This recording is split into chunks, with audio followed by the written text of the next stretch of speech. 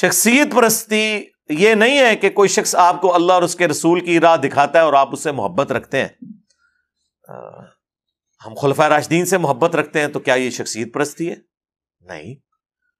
خلفائے راشدین کے آرڈرز کے اوپر ہزاروں لوگوں نے اس زمانے میں جانیں دی ہیں۔ جنگ قادسیہ میں، یرموک میں ہزاروں لوگ شہید ہوئے ہیں، تو ظاہر لیڈرشپ تو خلفائے راشدین کے پاس تھی نا، انہوں نے ہی وہ مہمیں روانہ کی ہوئی تھی، وہ نبی علیہ السلام نے تو خود نہیں بھیجی ہوئی تھی، تو لوگوں نے اپنی جانیں دی ہیں۔ حضرت علی کے حکم کے اوپر جنگ جمل صفین نہروان میں لوگوں نے ان کی محبت میں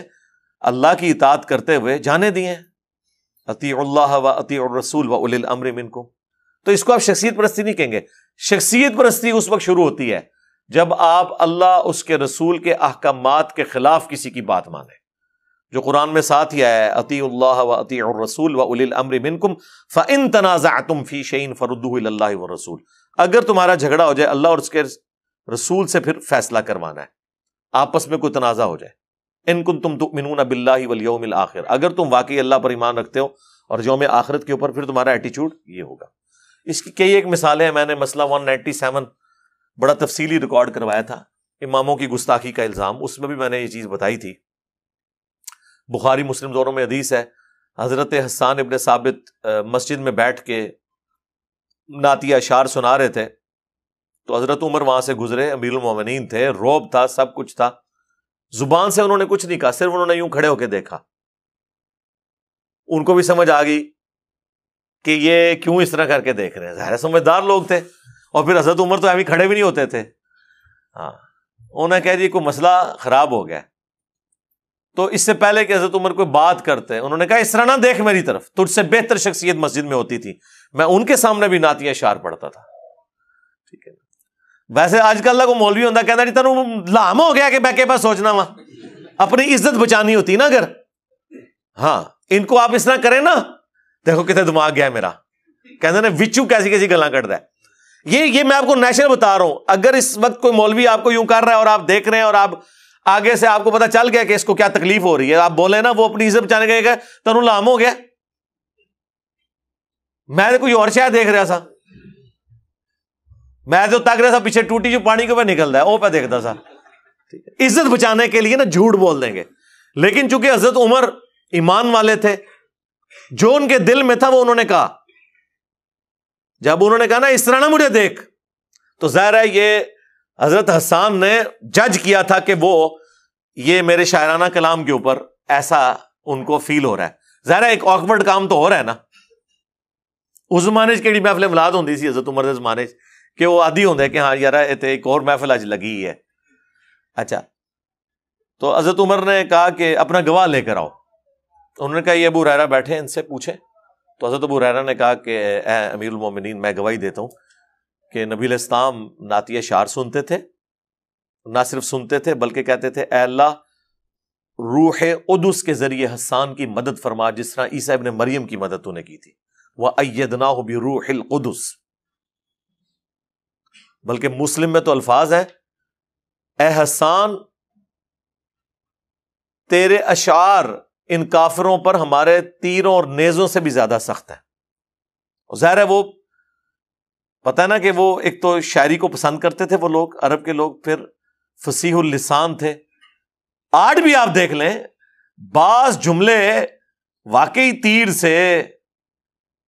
زیادہ سخت لگتے ہیں، ہم کوئی غلام ہیں، ہاں ابھی کہنے کو تو ایک جملہ ہے لیکن کدھر کدھر جا کے کس کس کو لگتا ہے۔ ٹھیک ہے،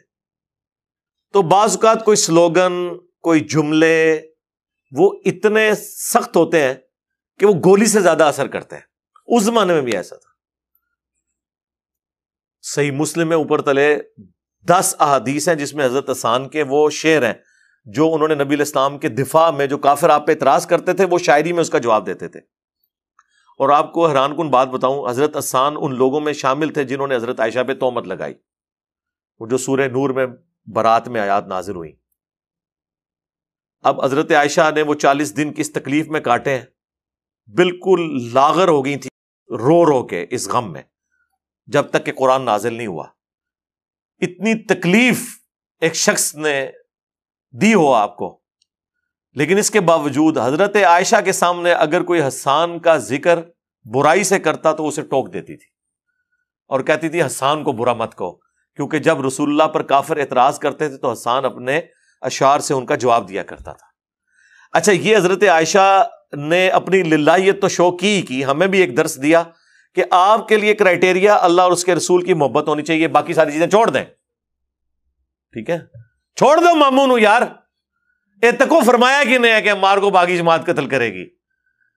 تو انہوں کیوں ان کام مامودہ کھائے جا رہے ہیں؟ آپ اللہ کے نبی کو دیکھیں۔ تو سیدہ عائشہ نے اپنا غم نہیں کیا کہ یہ مجھ پہ تہمت لگانے والوں میں شامل تھا، ماموں سے تو بڑھ کے عزت ہے نا سیدہ عائشہ کی سلام اللہ علیہا، انہوں نے اپنی سب سے بڑا عورت پہ حملہ اس کی عزت بھی ہو سکتا ہے نا، اسے قتل کرنے سے بھی بڑی چیز ہے، انہوں نے اپنے اس الزام کی بھی پرواہ نہیں کی، انہوں نے کہا کہ حسان کو چھوڑ دو۔ حسان جو ہے نا وہ رسول اللہ کا دفاع کیا کرتا تھا۔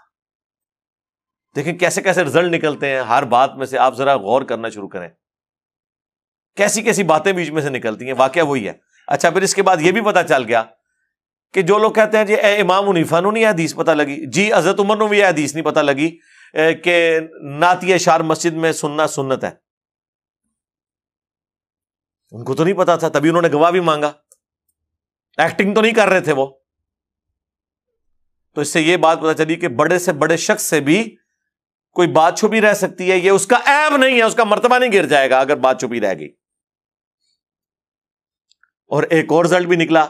جو لوگ کہتے ہیں کہ حضرت عمر فاروق جو ہیں وہ حضرت ابو ہریرہ سے بغض رکھتے تھے، ٹھیک ہے،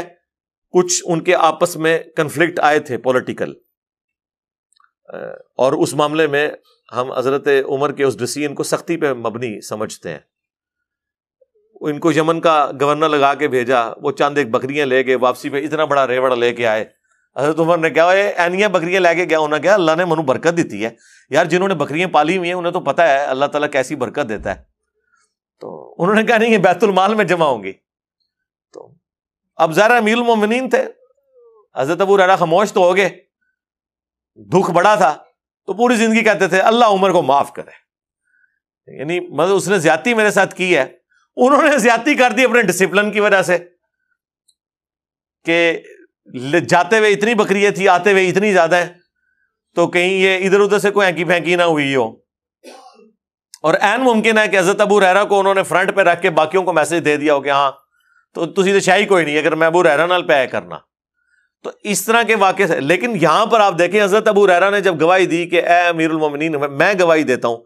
کہ حسان درست کہہ رہا ہے کہ یہ رسول اللہ کو نعتیہ اشعار سناتا تھا اور حضور دعائیں کرتے تھے، روح قدس کے ذریعے اس کی مدد فرما، تو حضرت عمر نے ان کی گواہی قبول کی اور وہاں سے چلے گئے۔ تو اگر حضرت عمر فاروق حضرت ابو ہریرہ کی باتیں قبول نہ کر رہے ہوتے، جس طرح کہ غالی رافضی کہتے ہیں کہ جی وہ ابو ہریرہ کی حدیثیں تو حضرت عمر نے قبول نہیں کی ہیں، تو یہ حضرت عمر نے ان کی حدیث قبول کی ہے، اتنی بڑی بات قبول کی ہے۔ انہوں نے تو نہیں کہا کہ میں تو کوئی سکہ راوی نہیں ہے، ایسی تو بات کوئی نہیں ہوئی۔ اور ایک اور رزلٹ بھی نکلا کہ کوئی بڑا شخص بھی چھوٹے سے سیکھ سکتا ہے۔ حضرت عمر اپنے سٹیٹس کے اعتبار سے بھی، دینی اعتبار سے بھی ایک بڑے تھے، لیکن انہیں چھوٹوں نے سکھایا کہ یہ اس طرح نہیں، اس طرح۔ حضرت ابو ہریرہ تو 7 ہجری میں مسلمان ہوئے، حضور کی وفات سے 4 سال پہلے، اور حضرت عمر جو ہیں وہ ہجرت مدینہ سے بھی آلموسٹ 7 سال پہلے مسلمان ہوئے ہیں، یعنی کم از کم 14-15 سال کا اسلام قبول کرنے کا ڈفرنس ہے دونوں کا۔ لیکن حضرت ابو ہریرہ نے ان کو ایک بات بتائی۔ اچھا، یہ بھی لوگ کہتے ہیں کہ حضرت ابو ہریرہ اتنی حدیثیں کیوں، اس پہ میں نے کافی دفعہ بولوں، حضرت ابو ہریرہ کے زمانے میں بھی لوگ کہتے تھے کہ ابو ہریرہ اتنی حدیثیں کیوں سناتا ہے، تو وہ پھر لوگوں کو کہتے تھے کہ اللہ کے بندو، ہمارے باقی ساتھی تو محنت مزدوری کرتے تھے اور میں اصحاب صفہ میں تھا، میں ہر وقت مسجد میں رہتا تھا، حضور سے سوالات کرتا تھا، حضور سے پوچھتا رہتا تھا، حضور سے سیکھتا رہتا تھا، اس لیے میں نے زیادہ ہی حدیثیں روایت کرنی ہے نا،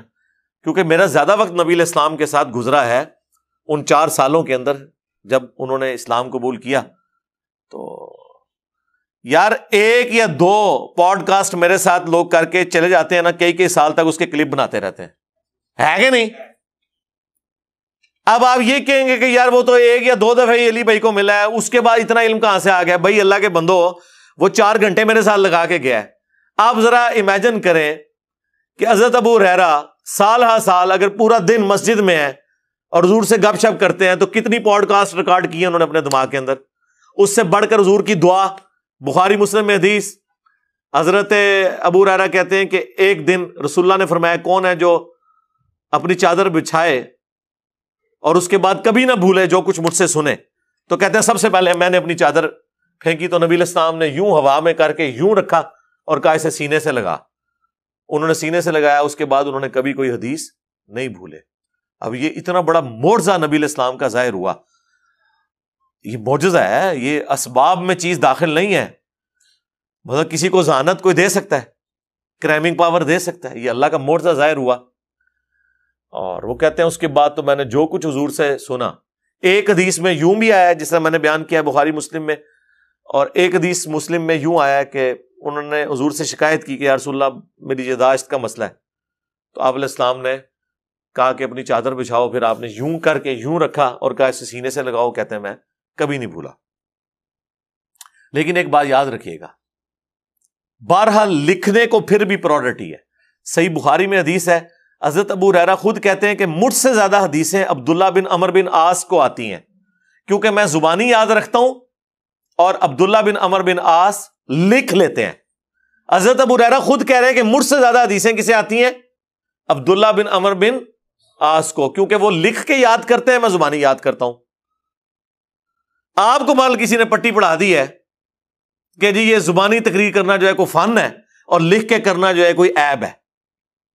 اللہ کے ہاں تو لکھنا بہتر ہے۔ اللہ نے اس کو فخریہ بیان کیا ہے، الذی علم بالقلم،